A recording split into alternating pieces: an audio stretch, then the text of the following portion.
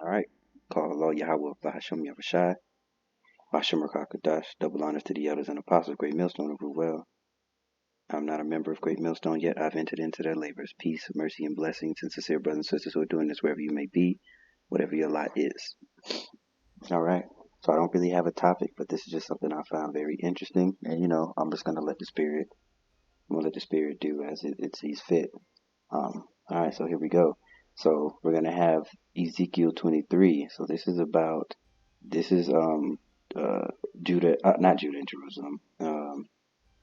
Jerusalem and Samaria. This is a parable about how the northern and southern kingdom went off and chasing after their idols and the things that our forefathers, or we back in the day, way back, have committed all of our whoredoms, and how Yahweh Bashim Yahshua allowed, or at the time Yahweh allowed those idols to overtake us. And then I want to grab also, I think it's Job 22, or is it Job 5? We'll see. Come on. Come on now.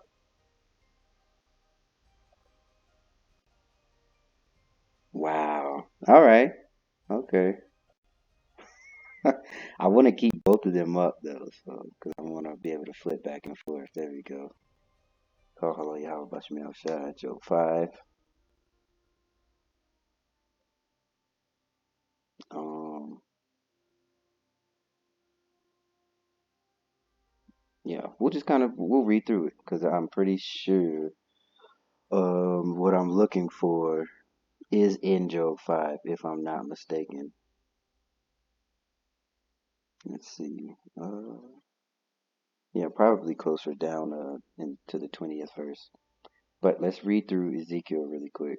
And there's some things that I want to grab, right? So, um, Ahola or Ahola or Oholiba.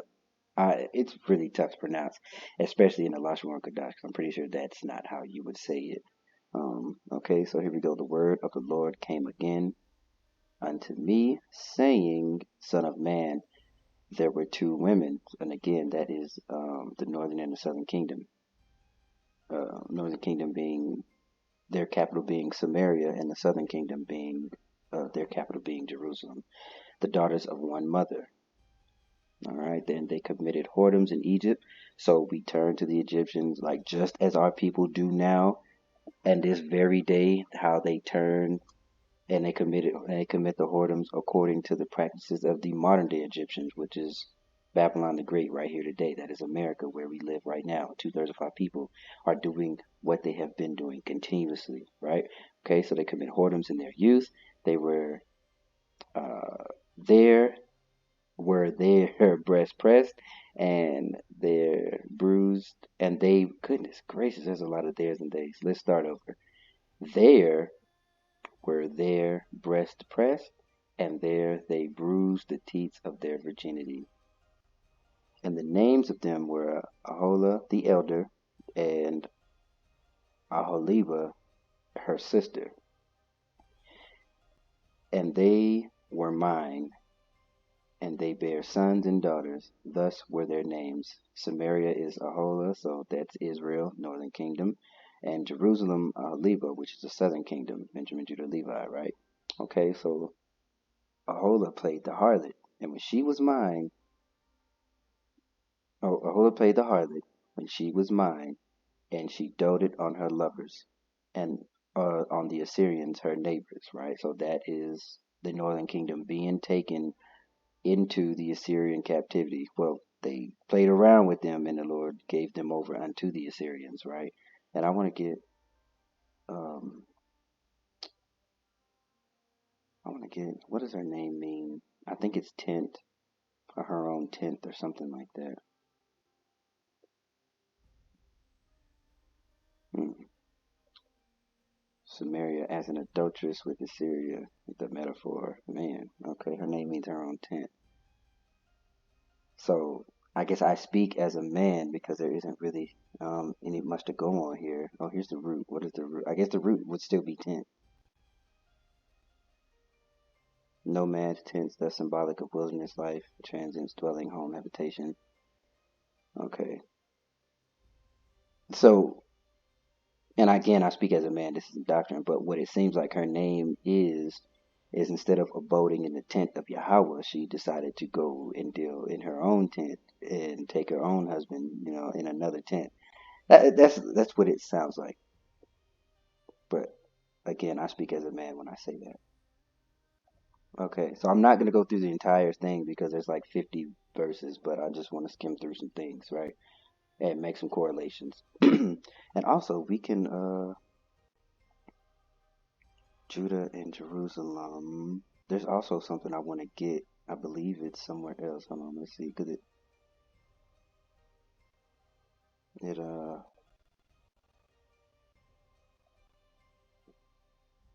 um Judah.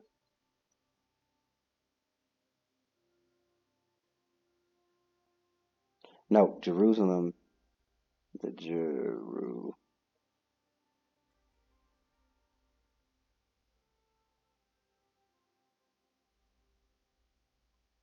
Let's see,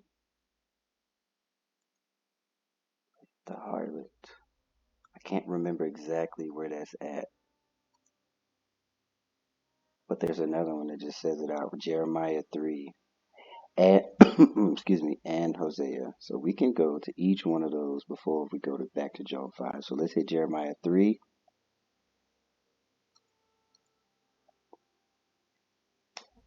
I believe that's where the let's see,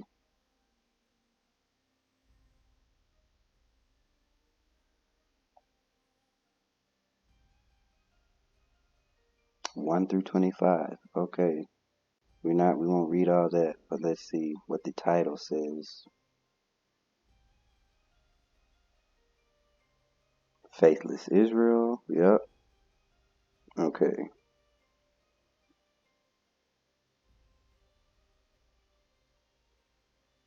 So here's a good precept right here, Jeremiah 3 and 11. And the Lord, and Yahweh said unto me, the backsliding Israel hath justified herself more than the treacherous Judah. Go and proclaim these words towards the north, and say, return, thou backsliding Israel, saith Yahweh, and I will not cause mine anger to fall upon you. For I am merciful, saith the Lord, and I will not keep anger forever. Okay, only acknowledge thine iniquity, that thou hast transgressed against Yahweh thy power, and hast scattered thy way to the strangers under every green tree, and ye have not obeyed my voice. Right. So Jeremiah was the Lord was saying this in accordance to what was going on here. So Yahweh gave Ezekiel this parable, and he also spoke it unto Jeremiah. And our people still do it. That's the correlation I was trying to make. And instead of repenting, our people are proud. And that is what is going to set us apart from the rest of our own, from the rest of the two-thirds, is that we are not proud. We understand that we've gone wrong, right? We understand that we need to acknowledge our iniquity, okay? And that we transgressed because the laws were only given to Israel. Don't ever forget that. And Israel not only meaning you're being judged by the color of your skin. This is a seed line, a bloodline thing. We were scattered to the four corners of the earth. That means you don't look, every Israelite is not going to have dark skin. Every Israelite is not going to be copper colored. Some may look like Edomites. Some may look like Elamites. Some may look like Ammon and Moab. It is because that seed stayed in that land and passed down from generation to generation. So if there are some of you that don't look so-called black, that don't look so-called Latino, or so-called native, or so-called anything of that, some of those are the other copper-colored races, fret not. If this word resonates with you, if you have a tugging in your heart, in your mind, or your la'ab for this, and when you hear brothers preaching, it's something in you, you're an Israelite. Now, whether you wake up to your detriment or to your salvation is yet to be seen, right? So, but that's another story. So we have that. Let's go through. Let's see.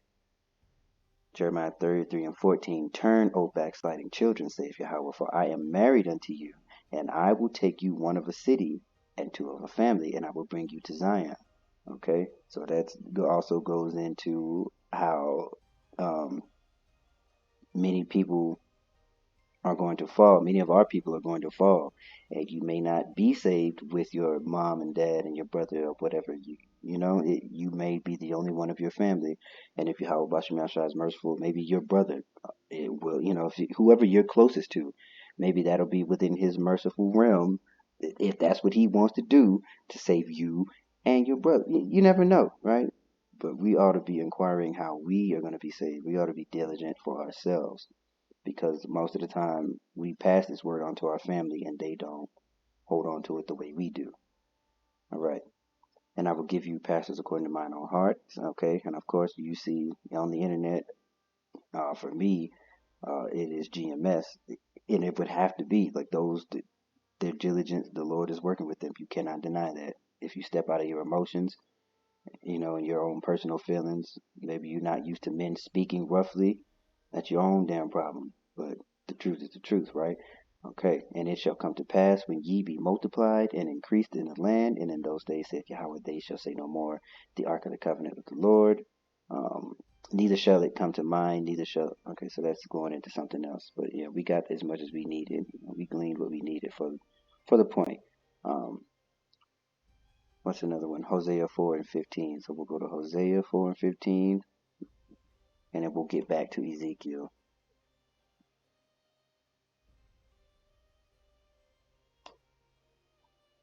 What's 3 that I already have it pulled up?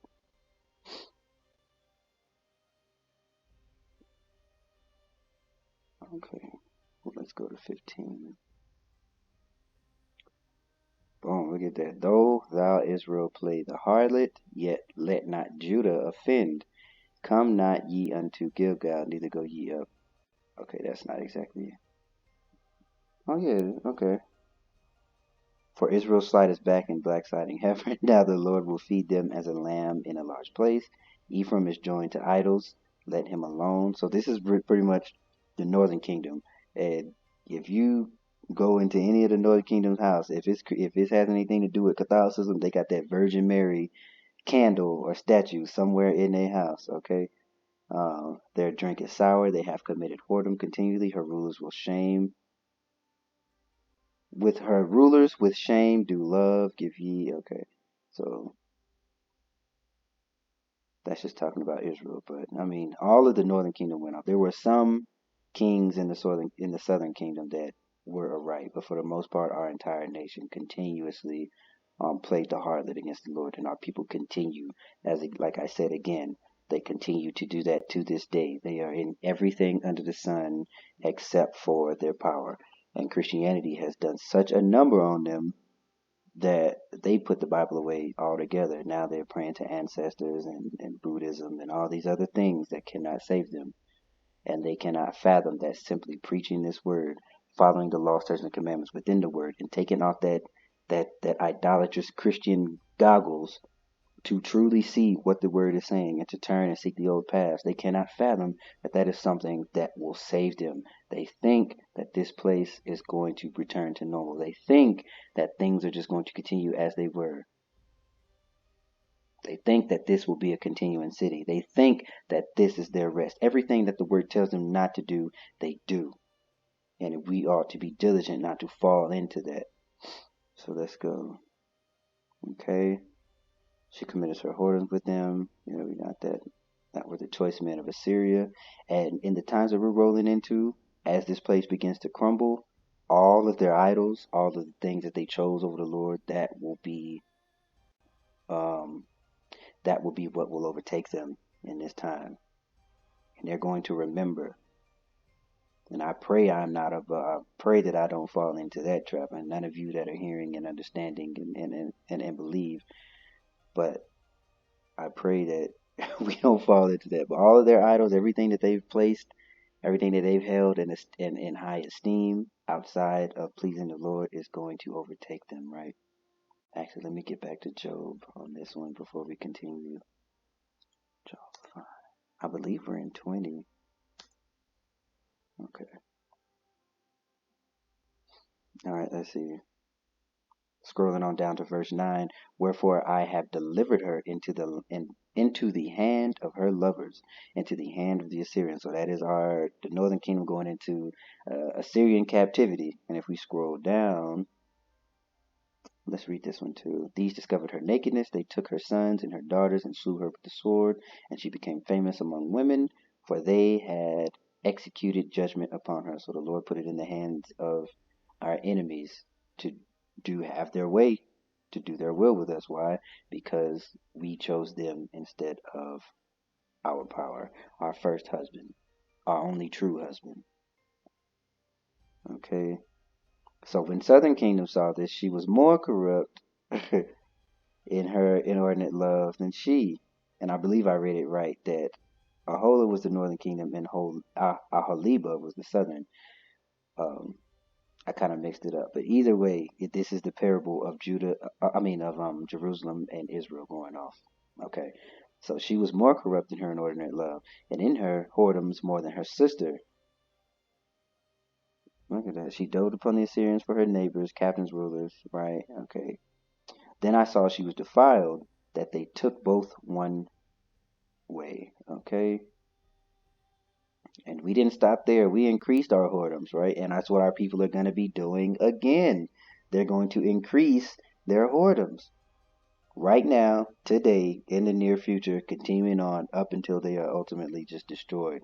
Whether it be by their lust, by their idols, or by those chariots when they think that they're going to be saved. And that hot fire come upon their head. And I pray again that ain't none of us. Goodness gracious. All right, so the images of the Chaldeans portrayed with vermilion. Okay, let's see. So this goes into Babylon. Now the southern kingdom was taken into Babylon. Okay, and let's see. Came into her bed. All right, defiled her there with whoredoms, and she was polluted with them, and her mind was alienated from them. Right. Let's see what that says in the NLT. So they came, committed adultery with her, defiled her in the bed of her love. After being defiled, however, she rejected them in disgust. But it's too late. And that's going to be the same way. Like when it comes time, when those of us who were truly about this word, who were mourning now, while those others laugh, and while those others scorn and scoff, laugh us to scorn and scoff for living a certain way. The tables will be flipped, and we'll get into that, according to Job 5. But they're going to be disgusted with their choices. They're going to be disgusted with everything that they put above. But it'll be too late. Now the Lord is going to ensure that you consummate that marriage with your idols. He's going to make sure you consummate all the way through with everything that you've chosen. And that is especially for our women who literally play the whore. Like Elder Malcolm says, you rode the carousel, but now the carousel is going to ride you in these coming times. So, I mean, the doors of mercy are closing, so you got only but so much time to repent. Right? So she discovered her whoredoms. Okay. Yeah, that's the same thing. We're going to scroll down because it's pretty much saying the same thing. Okay. As it says right here we go. Therefore, O Ahaliba, thus saith Yahweh power, behold, I will raise up thy lovers against thee, from whom thy mind is alienated, and I will bring them against thee on every side, the Babylonians and the Chaldees, Pekod and Shoa and Koa and all the Assyrians with them, all of them desirable young men, captains, rulers, great lords, and renowned, all of them riding upon horses. And they shall come against thee with chariots, wagons, and wheels, and with an assembly of people, which shall set against thee buckler and shield and helmet round about, and I will set judgment before them, and they shall judge thee according to their judgments. It is a terrible thing to fall into the hands of the living power, is it not?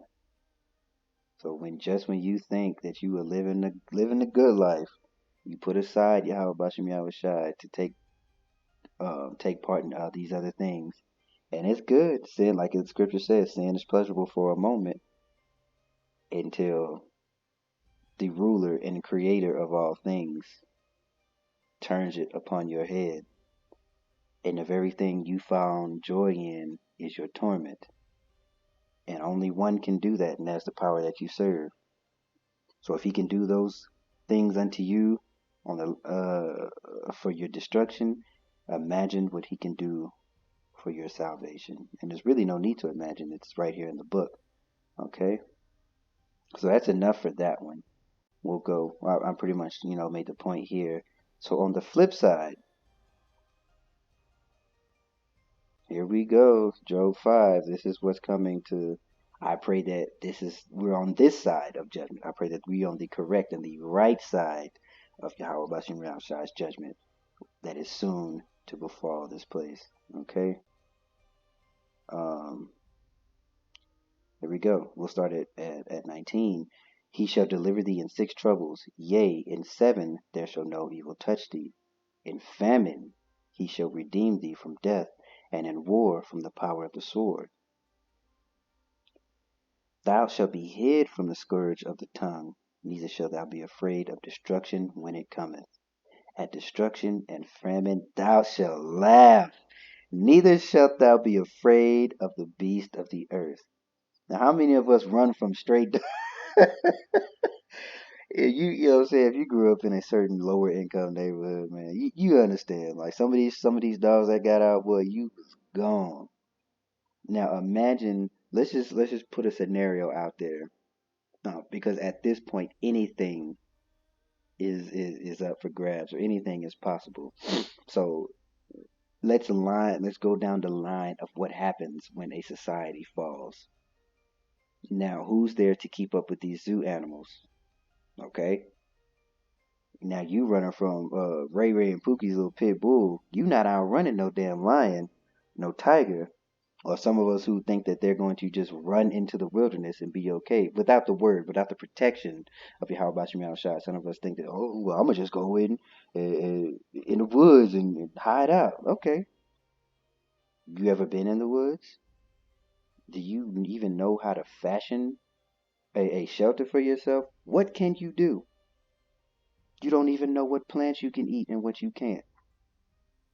And what's more is you don't even know what's out there ready to eat you. All right.